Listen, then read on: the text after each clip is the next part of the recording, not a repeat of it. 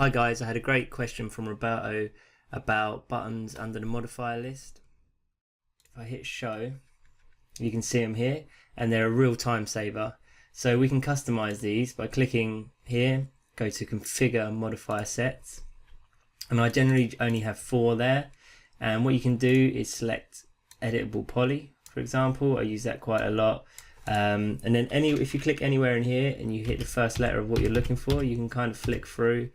So if I want to get unwrap UVW, I can pull that over here and maybe UVW map.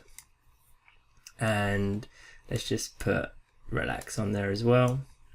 And then if you hit OK, you'll see that updates. So what you want to make sure is you click show buttons. They've also got pre-made ones here, but you can customize here.